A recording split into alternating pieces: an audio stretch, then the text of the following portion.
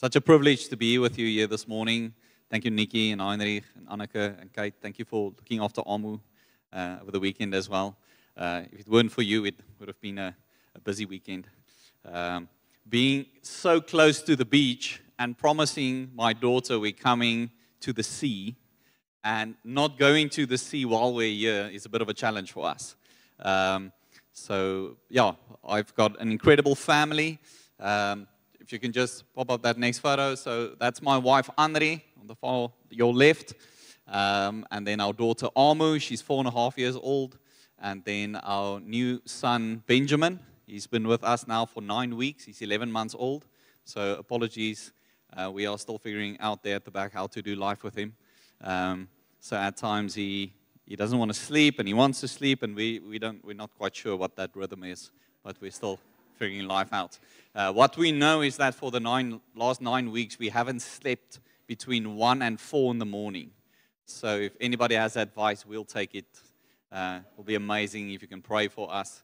That'll be great. But no, it's just such a privilege to be here with you. It's really going well in Potchefstroom. The congregation is strong and growing, and the Lord is faithful in building His church. Last Sunday, we celebrated our Big Bash 10-year birthday for our congregation. What an incredible time, just celebrating the Lord's faithfulness over these 10 years. And it's just for us the biggest honor to be able to serve the congregation of Shofar Potchefstroom. For me as the pastor there and with our family, there's nothing else we want to do with our lives. We've been doing this. I've been faithfully serving there for 5 years now, and I can't imagine doing anything else. I can definitely, if the Lord's grace will be for us to provide that we can continue in ministry for the rest of our lives, that will be the best thing that we can do with our lives. So we love it. We love to be in ministry, and we just love the people in Potchefstroom. I'd also just like to extend an invite. Please come and visit us. You are so welcome. If you ever come through Potch, ask Heinrich or Nico or somebody my number. You are so welcome to come and stay with us, spend time with us, meet the family, see what the Lord is doing up there. I know that you don't travel up there, okay? But if somehow the Lord is speaking to you, yes, there's also people living up there. And we would just love to have you over. It's incredible just how God is moving. We know that the Lord spoke while we are there, okay? And I visited George a week ago, and Almore there, who's the pastor, asked me, can I please come and do a sermon about the people who moved to George now? Because all of them said they heard the Lord to move to George. Okay? So maybe they should repent, and then the Lord can use them then in George at least while they are there. But yeah, it was just so good for me to spend time with them. Over the last 5 years in Potch, we've raised up 7 elders and 34 deacons. Built an incredible team of people just serving the body. That's just for our families. Kilian has been raising up 14 deacons serving the students. We have new leadership in our youth. We have new leadership in our young adults ministry. And all of that has been really by the inspiration of the Holy Spirit, just inspiring us to build the church of Jesus Christ. Understanding that the church is Jesus' bride. It's not our church. It's not something we do. We're not good at this. We don't become good at being the church. We just are the church. We are the bride, and it's our response to who Christ is and in the church. And once that really dropped in our spirit, in our congregation, and we realized what our role is as elders and leaders and how we build the church, then that aligned in God's purpose for the church, and we just see that we are flourishing, and we're so thankful for the faithfulness of God. And even visiting here now and seeing across our nation, going to different shofars, seeing how God is building His church, and that shofar can be a part of it, can be a church within the bride. We are so thankful to see God's faithfulness in that. Just quickly, some background on me. Maybe if I can start off in saying this. My wife and I, we met when we were 10 years old. I thought she loved cricket. She was keeping score since I was 10 years old at school, all the way through to matric. And then we started dating at the end of matric after we ran our final exams. and we got married at the young age of 23. Both went to Potch. We come from Brits, okay? Very Afrikaans place, okay? So when I went to Potch, it was even more English than Brits was, okay? So I had to learn some English while I was in Potchefstroom. And when I studied theology, and right after that, I went to Australia, and I assisted and planted a youth at a church that they said it should be Afrikaans. And then the Lord just spoke into my heart and said, no, it can't be Afrikaans. And we built the youth ministry, and within 3 months, we built a youth of 100 people, and that youth is still running to this day. I went back to Potchefstroom, continued my postgraduate studies, and started working at the university. So I trained lecturers that trained pastors at the Faculty of Theology for 10 years. And that was a big part of my life, was in tertiary education, and specifically how to train up pastors. And how do we operate in that field? Where do we move from there? My wife studied pharmacy, and she joined the military. There's only certain places that you have to do your Zuma here, and in South Africa, the 10th province that you can pick is the army. So that was a way for me to keep her in Potch, so we can get married. And yeah, ever since she's been there, she's a major in the army now. She's the RP of the pharmacy. And so we've got army life in Potch. We've got family life in Potch. We've got church life in Potch. Now we've got kids, and it's school and all of that. And many of you will know that it's at times very tough to juggle all these things in life, that you have to do so many things and still find purpose in what God has called you specifically to. So maybe that's part of my heart, and when I want to move into, because the reality is, I want to start by saying that I am not a sinless pastor. I am not a perfect person. I do not have the best track record. I didn't start off well. Our marriage didn't start off well. And I hope that some of this story, and sharing some of this story and God's faithfulness, will also just minister to your heart this morning. Henry and I started dating, and we got married, and we really thought that we started our marriage well. We were deceived in thinking what the line is of healthy marriage, what it looks like to serve the Lord and to be pure and holy before God. Because we didn't have good people in our life to disciple us well. We didn't have people who have honest and direct conversations about sex and sexuality. And it's such a privilege this weekend with the whole Song of Solomon conference. Please go and speak to the people who attended it, and maybe work with them again through the book of Song of Solomon. It's amazing to see in your family here how many of the older generation people you have here that are married, and that's pouring into the marriages in this church. So I really want to invite you, if you are going through trouble, please call up on these people. They will sit down with you, and they would love to pray with you and spend time and work through those things in your marriage. So Andre and I got married. We didn't do it well. And then we were married for around about 4 years. We joined a small group in Shofar in Potchefstroom. And in this small group, we did a series on healthy marriages.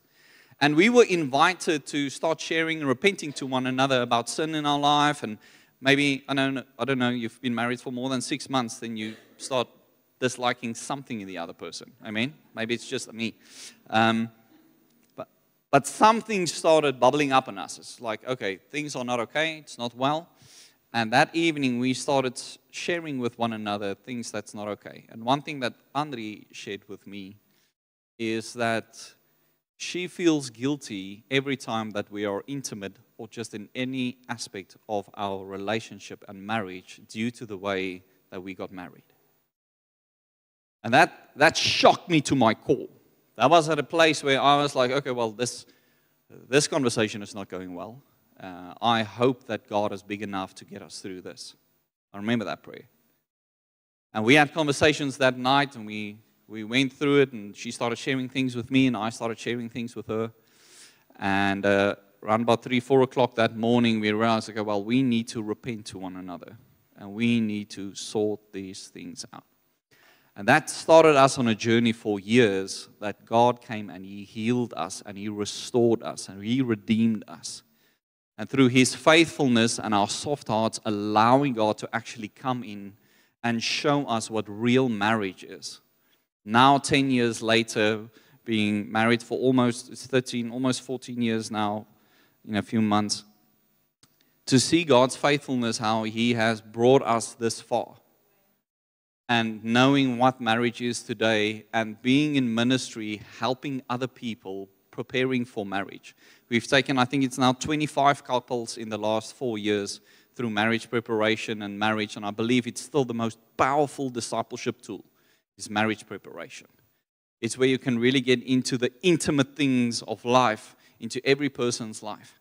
And so we love that. That's my favorite part in ministry. If I can only do marriage preparation and do weddings, I'll sign up for that ministry.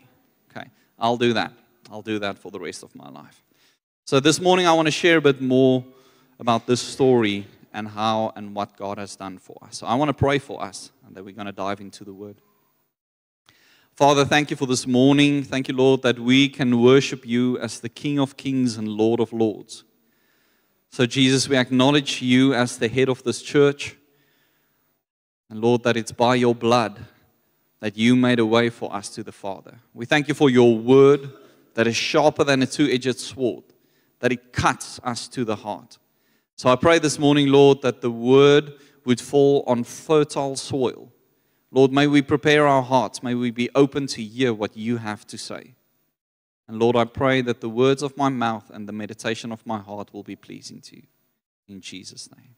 Amen and amen. I want to start this morning just by sharing a short golden nugget, and that is regarding the word cherish. Cherish. I'm going to talk a bit about marriage this morning, but maybe for you it's a relationship. Maybe for you it's in your singleness that the Lord has called you to. Maybe it's for your preparation of a marriage one day. And maybe you've come out of a marriage that wasn't that well, and you need to get healing this morning. But I believe that this word is from the Lord, is for every single person where they are. And the word that I want to focus on is cherishing this morning. Adam saw Eve. And Eve personified the definition of what a woman is to Adam. Adam cherished Eve because in every aspect of the word, when Adam saw her, he said, it's not like the other animals. He had to name the animals. And then he said, finally, bone of my bone, flesh of my flesh. There's an attraction. There's a definition of womanhood. And Adam could say that, Eve, you define womanhood to me. He cherished her for who she is. Adam could not compare Eve to any other person. To any other person. It would be like on a wedding day when the groom sees the bride for the very first time. When she walks in, prepared herself since the morning from 9 o'clock up to the afternoon, she walks in the aisle and he sees her like he sees her for the very first time. I remember the day when I got married, when my father-in-law brought in Anri, and I could remember when the doors opened up and I saw her like I've never seen her before. And that image of her is imprinted in my brain. I can never again not see her in that way.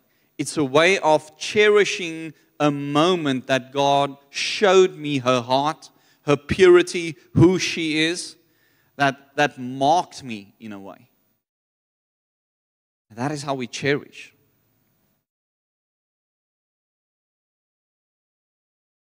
And in a similar way, this is how Christ sees his bride, without spot or wrinkle. It's this incredible part in Revelation where he talks about the marriage supper of the Lamb and the preparation of the bride, that we prepare ourselves for the marriage supper of the Lamb that is coming. And our walking in our holiness, our preparation to be the perfect bride of Christ, is so that Christ will see us spotless and blameless. And it's not because we're incredible, but it's by the blood of Christ. It's because he washes us clean and he cherishes us.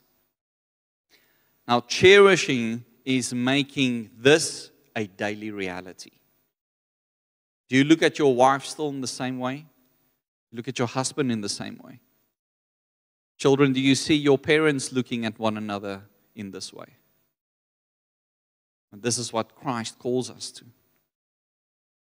It's not a once-in-a-lifetime event.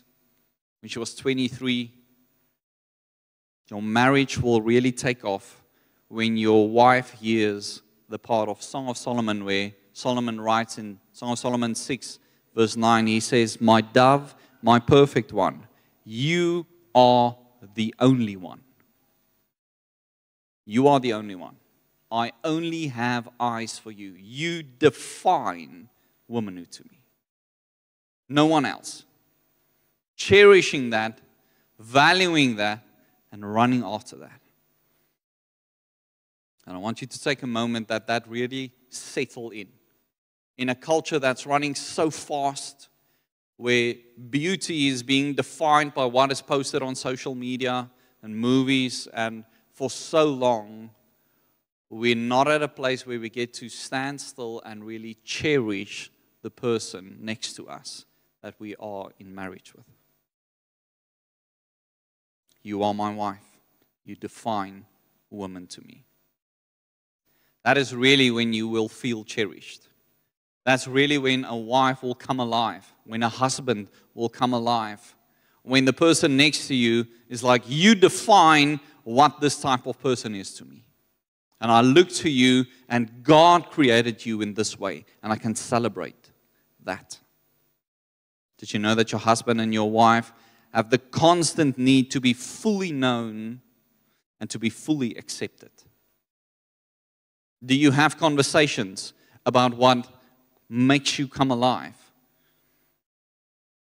It's so beautiful yesterday when some of the older couples started sharing about their lives and how they spend time together and what really matters to them. Some of these couples has gone through very difficult things in their lives. And they could share what are the things that have stolen the romance in their marriages. But the reality is that they still value one another enough, cherish one another enough to spend time together to keep the romance alive. And the romance is dating one another when you are still 80 years old. Taking her out for that coffee.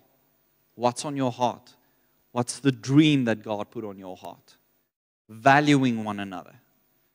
And church, this morning, the reality is there's only one image on earth that God chose to depict the relationship between Christ and His church. And that is marriage.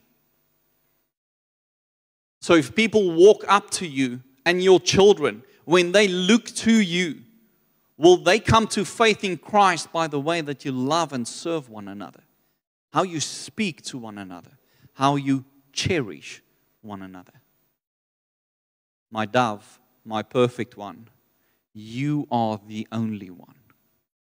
Do we cherish one another like that? Because that's what God expects of us. That's what He calls us to when Paul writes and he says that we should be the example of the relationship between Christ and His church to the world. You can open up your Bibles in 1 Peter 2. It's also going to be on the screen. And I want to dive into this piece of text. I want to start off by saying I love the Word of God. Love the Bible. I cannot spend enough time in it. And what's so important for us to realize when we look and read the Word of God is that the Word of God is always above us. It is the authority above us that where we think it's wrong, we should change. The Word of God is authoritative. It is breathed by God. It's been written. It's been spoken by Him through people to write this up.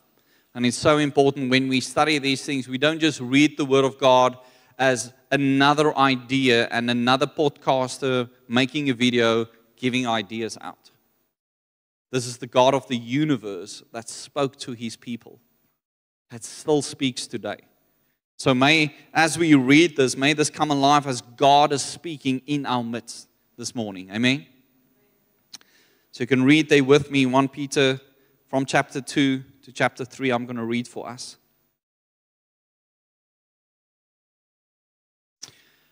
So put away all malice and all deceit and hypocrisy and envy and all slander. Like newborn infants, long for the pure spiritual milk, that by it you may grow up into salvation. If indeed you have tasted that the Lord is good. As you come to him, a living stone rejected by men, but in the sight of God chosen and precious, you yourselves, like living stones, are being built up as a spiritual house, to be a holy priesthood, to offer spiritual sacrifices acceptable to God through Jesus Christ. For it stands in Scripture, behold, I am laying in Zion a stone, a cornerstone chosen and precious, and whoever believes in him will not be put to shame. So the honor is for you who believe. But for those who do not believe, the stone that the builders rejected has become the cornerstone, and a stone of stumbling and a rock of offense. They stumble because they disobey the word, as they were destined to do. But you are a chosen race, a royal priesthood, a holy nation, a people for his own possession, that you may proclaim the excellencies of him who called you out of darkness into his marvelous light. Once you were not a people, but now you are God's people. And once you had not received mercy, but now you have received mercy. Beloved, I urge you as sojourners and exiles to abstain from the passions of the flesh, which wage war against your soul. Keep your conduct among the Gentiles honorable, so that when they speak against you as evildoers, they may see your good deeds and glorify God on the day of visitation. Be subject for the Lord's sake to every human institution, whether it be to the emperor as supreme or to governors as sent by him to punish those who do evil and to praise those who do good. For this is the will of God, that by doing good you should put to silence the ignorance of foolish people. Live as people who are free, not using your freedom as a cover-up for evil, but living as servants of God. Honor everyone. Love the brotherhood. Fear God. Honor the emperor. Sounds like a motto in life. Servants, be subject to the masters with all respect, not only to the good and gentle, but also to the unjust. For this is a gracious thing. When mindful of God, one endures sorrows while suffering unjustly. For what credit is it if when you sin and are beaten for it, you endure? But if when you do good and suffer for it, you endure, this is a gracious thing in the sight of God. For to this you have been called, because Christ also suffered for you, leaving you an example, so that you may follow in his steps.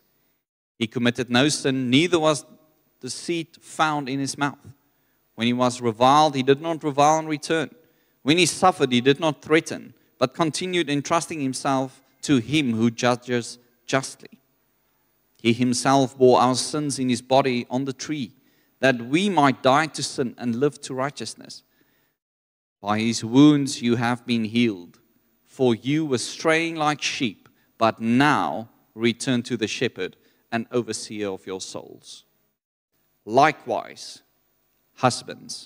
wives, be subject to your own husbands, so that even if some do not obey the word, they may be won without a word by the conduct of their wives. When they see your respectful and pure conduct, do not let your adorning be external, the braiding of hair and the putting on of gold jewelry, or the clothing you wear, but let your adorning be the hidden person of the heart, with the imperishable beauty of a gentle and quiet spirit, which in God's sight is very precious. For this is how the holy women who hoped in God used to adorn themselves, by submitting their own husbands, as Sarah obeyed Abraham, calling him Lord. And you are her children, if you do good and do not fear anything, that is frightening. Likewise, husbands, live with your wives in an understanding way, showing honor to the woman as the weaker vessel, since they are heirs with you of the grace of life, so that your prayers may not be hindered. Finally, all of you have unity of mind, sympathy, brotherly love, a tender heart, and a humble mind. Do not repay evil for evil, or reviling for reviling, but on the contrary, bless, for to this you were called, that you may obtain a blessing. For whoever desires to love life and see good days, let him keep his tongue from evil and his lips from speaking deceit. Let him turn away from evil and do good. Let him seek peace and pursue it. For the eyes of the Lord are on the righteous, and his eyes are open to their prayer. But the face of the Lord is against those who do evil. Now who is there to harm if you are zealous for what is good? But even you should suffer for righteousness' sake. You will be blessed. Have no fear of them, nor be troubled. But in your hearts honor Christ the Lord as holy, always being prepared to make a defense to anyone who asks you for a reason for the hope that is in you.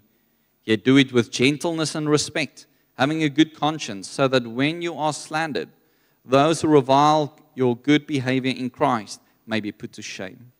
For it is better to suffer for doing good, if that should be God's will, than for doing evil. For Christ also suffered once for sins, the righteous for the unrighteous, that he might bring us to God, being put to death in the flesh, but made alive in the Spirit, in which we went and proclaimed to the spirits in prison, because they formerly did not obey, when God's patience waited in the days of Noah, while the ark was being prepared, in which a few, that is, 8 persons, were brought safely through water. Baptism, which corresponds to this, now saves you, not as a removal of dirt from your body, but as an appeal to God for a good conscience, through the resurrection of Jesus Christ, who has gone into heaven and is at the right hand of God with angels, authorities, and powers, having been subjected to him.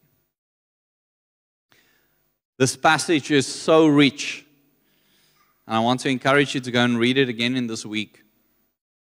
It's an incredible piece of scripture. If I ever get to preach somewhere, I just love to dive into specific parts in these 2 chapters. But I want to focus this morning on 1 Peter 3, verse 7 and 8.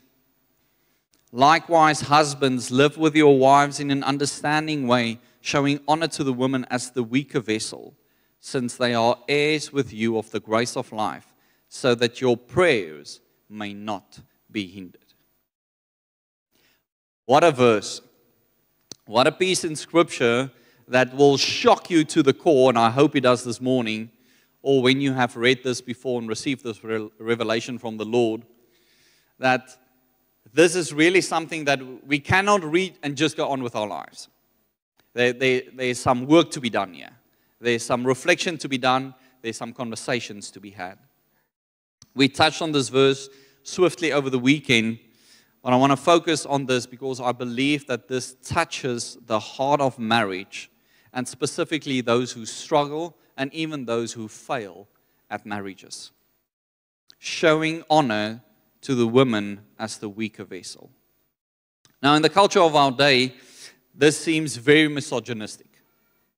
This is the first thing that we will go to. Is this even okay to address this question and look at this verse and what's the context to this? Because women are just as strong as men. Well, I would argue that women are emotionally stronger than men, and a lot of the time they are even more spiritual mature than men, especially in this day and age. One of the great concerns for women who want to get married in the last year in our congregation is, if I marry this guy, will he be able to lead me spiritually? Because the men are just not stepping up. They're not reading their Bibles. They're not spending time with the Lord. And this is just a broad generalization. In what do we experience in Potchefstroom specifically? We see less than 25% of our congregation being men. We see women that is actively pursuing the Lord, and it's great that God is working in the woman, but we also want to see the men standing up and take up the role that God is telling them. So this is an inspired piece of text in the New Testament that Peter is giving to the church, so we need to deal with this text. God is speaking. So let me unpack this quickly. The meaning of a weaker vessel points to women that should be honored for being like porcelain. That word in Greek, weaker vessel, can be translated as something that is of a higher value. It is like porcelain. It's something that can break. The way that you hold it is very precious and very special. But there's a way that you deal with your wife that you know when we're men, you can hit one another because you like one another. You don't walk up to your wife and you punch her on the shoulder and you say, "Huh, I like you." That would be weird, right? Okay? But there's a way that we love one another and we understand. And if you have been married, you know that there's a way that you can speak to your wife and there's a way you ought to speak to your wife because she is the weaker vessel. It means that I should honor my wife and hold her and talk to her in a way because she is porcelain, because she is of a higher value, that I ought to deal with her differently than with my friends or my mates. I should honor her for being exactly who God has made her to be. Kind, sensitive, tender. I should honor her that God did not make a mistake when He created her. He created the wife in a specific way. I should honor her and speak to her in a very specific way that honors God, this verse says. Why? Why should we do this? Well, it says, because since they are heirs with you of the grace of life. Heirs with you of the grace of life. I mean, do you understand that as the husband, that your wife is part of the grace of God in your life? And maybe we haven't even thought about that. Do you understand that she is a gift from God in your life? Women, do you understand that your husband is a gift from God in your life? And it's the grace of God for a helper that is next to you, being placed there. That is the role of marriage. That is why God brought Adam a helper, because He saw that she was alone. And then He created Eve, and then He said, and it was very good. There's a specific design, a specific order that God gives. And we as men should handle our wives like porcelain. Higher value, importance in the way we speak. One of the biggest revelations of marriage since we have been ministering to couples in the preparation of marriage has been this next part of the verse that says, so that your prayers may not be hindered. There's three aspects to these two verses, and the last part of this is so that your prayers may not be hindered.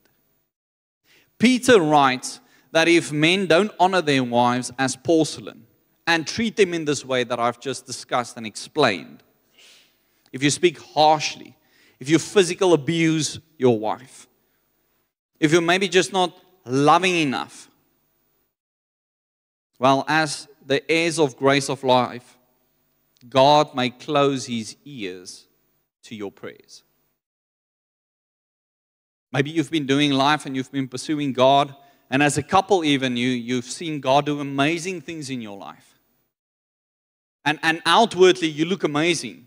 You show up, you do these good things, and then when you get back home, you have harsh words to one another. You don't value the marriage as high as you ought to. It's not true that your children can necessarily look at your marriage and see the relationship between Christ and His church in your marriage.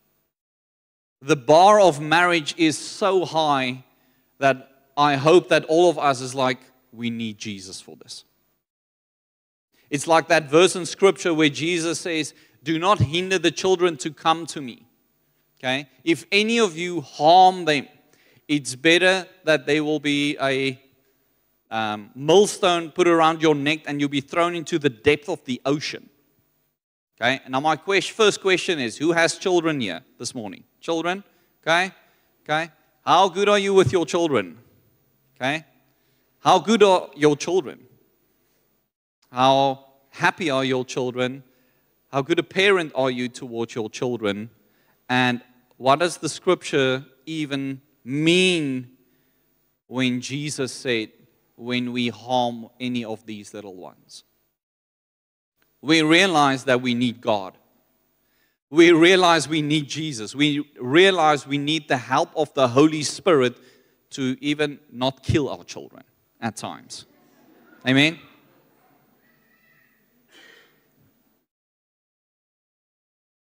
And I want to share that because we look at these verses and we can feel like, hey, I don't know if my marriage looks like this, and I don't know even if God can do this in my marriage. And I want to tell you that God is not the problem. Our heart's postures, the place where we try to be something for people, is the problem. The image that we are trying to bear for people and trying to show something of, look at my amazing children, look at my amazing wife or husband, look at my amazing job, look at my house, look at my car, look at my clothing, look how well I exercise, look at my body. That is where the world is pushing us towards constantly. It's always in the flesh. It's a constant drive. What I look like, what I'm perceived as. It's not at a place where we're like, Lord, come and minister to our hearts. Minister to us and show us the standard of your word. And by your Spirit, transform, renew our minds so that we can know this is what we've been called to. Because there's so much freedom in marriage when there's two people who really cherish one another. There's so much joy in marriage when the husband raises the wife, exalts her, praises her, loves her, always speaks softly to her. Always.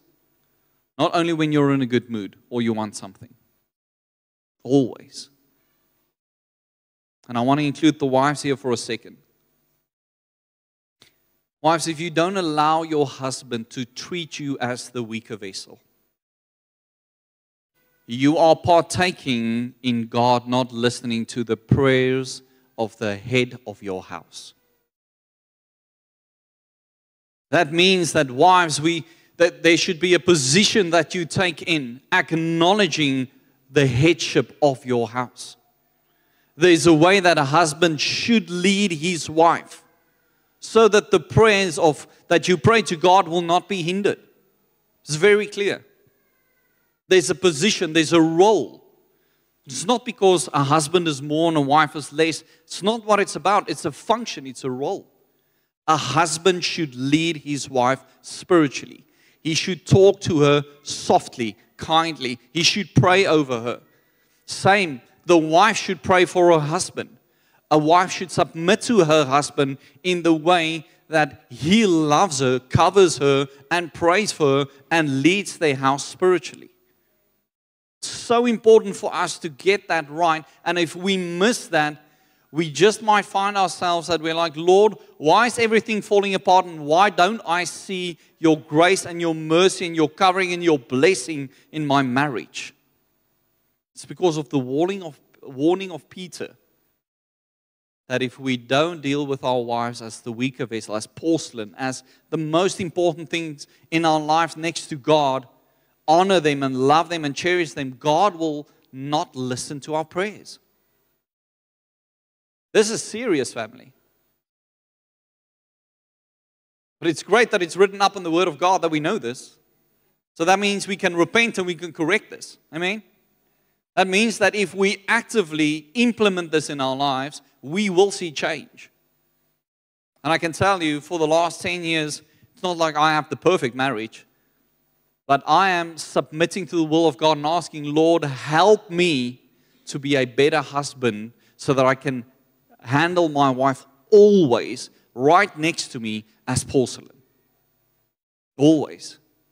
We've got full lives. You've got full lives.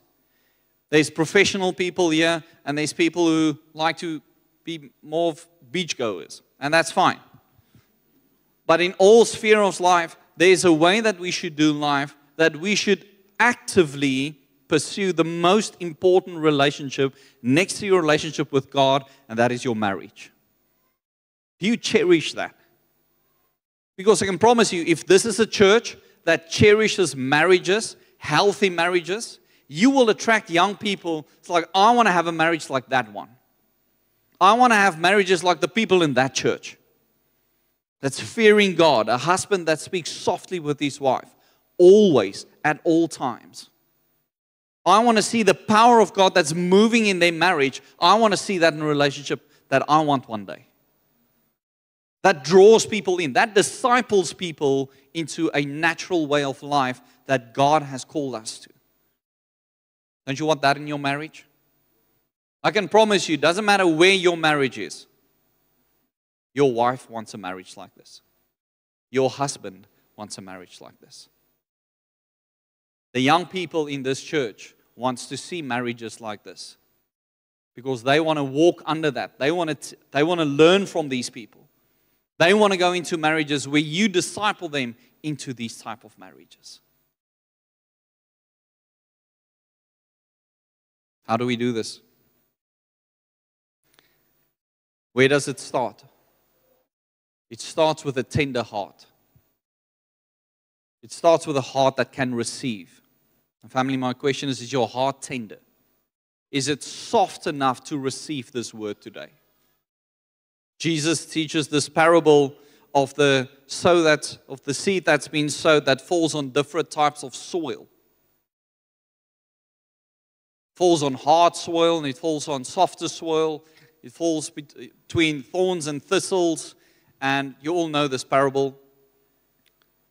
And the long and the short of this is that God cannot determine the soil of your heart. You determine the soil of your heart. You deal with the fact that do you have a tender heart to receive this or not? Do you have a tender heart to receive any word? Do you have a tender heart that God can actually work with you? That's what we've been called to. We're not God. We're not Christ. He is. He sent the helper, the Holy Spirit, to minister to our hearts, to speak to us, to teach us, to remind us of all things Jesus said, and to teach us in all the way that we should practically be living. Is your heart soft enough to hear the voice of God? And that's a serious concern. If we don't hear the voice of God, then our hearts are not tender. And then we will struggle to hear these words. What does the soil of your heart look like to receive the truth, the Word of God? Because I've read this directly from the Word of God. You can go home and you can study this again, and you will come to the same conclusion, hopefully, when reading this. What does the soil of your heart look like in your marriage? And if you're not married, these are the characteristics that you want to look for in a person that you want to marry. You want somebody having a unity in mind. Unity. So important. Sympathy. Brotherly love. That friendship. A tender heart. And a humble mind. One of the most incredible things that I've been working through with young men that I'm discipling is how can you have a soft heart and a tough mind? Because we need tough minds. In this day and age, we get fed a lot of things. And if we don't have tough minds and be able to discern, we're going to be eaten for breakfast. We need tough minds. The Word of God needs to be in us. The Word of God needs to be a light for our feet. But more than that, it's something that needs to be washed over us. If Paul writes in Romans that we need a renewal of mind, it's by the Word of God. And do we sit at the feet of Jesus every single morning in the Word of God to be renewed by the renewing of your mind? Is your mind renewed? Do we pursue this? Do we have soft hearts that we can hear this and pursue this? And again, I want to say we listen to this and we realize, Jesus, we need you. Oh Lord, we need you. We fall so far short. We need the Holy Spirit. We need the blood of Christ so that we can just remain in our marriages. Love one another. Continue faithfully. I shared regarding cherishing your wife and your husband. If we aim for cherish, but we don't have tender hearts, it will not last. It will not last. You and I need Jesus. We cannot only use His name as a magic word when we're going through a difficult time. He's not a genie, and He will not listen to your prayers if you do not live your life according to His calling, or what He called us to. You can cry out to God, but as long as you shout at your wife, He will not listen to your prayers. May this drop in our hearts this morning. May there be a tenderness to receive that the Lord is urgent in calling His church to be His bride, to be the showcase to the world what the relationship between Jesus and His bride is. It's a call this morning, family. It's an urgent call. It's a call for us. And hopefully there are some of you, and I've met some of the older people in here, that have wonderful marriages that really exemplify that. May we be called to this. If not, what now? Well, we confess and we repent. It's the wonderful part in Christianity that we have is that Jesus died on the cross for our sins. Not the sins in the past, also the sins of today, and the sin you're going to do tomorrow. He already died for that. But we need to confess and repent. And repentance is not saying sorry. Saying sorry is saying sorry. Confessing is confessing. Repentance, the word metanoia in Greek, literally means to turn around, to change path, change direction. If your direction of your marriage was in this direction where you shouted at one another, you were short-tempered, you did this, then you confess that to one another. You change that, and you walk in a new direction where you speak softly to one another. And when you start experiencing your turning there again, you repent again and you change back. So we live a life of repentance. That's what Jesus called us to. It's a life of turning to Him. And the more we turn, the easier it gets. Revival comes only when there's daily repentance. Who wants to see revival? Okay? Hopefully all of us. We want to see people come to faith in Christ. If we want to see revival, we need to change our ways. We need to constantly change our ways. If the band can join me up stage. Can we stand?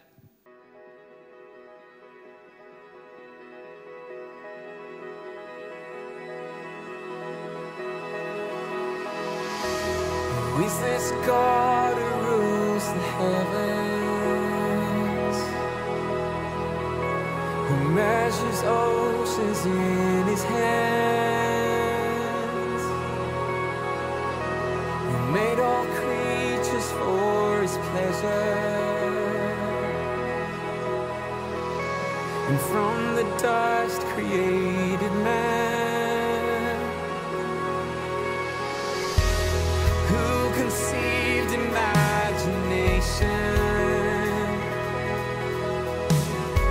Whose justice is our cornerstone? Who governs history just by speaking? And calls the nations as His own. None like You, no other God. Our eyes are on You, immortal, enthroned in light. We think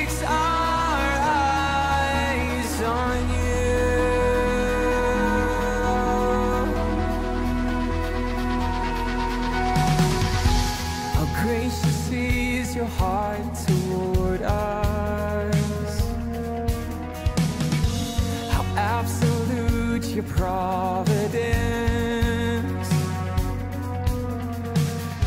How jealously you love and keep us under the shadow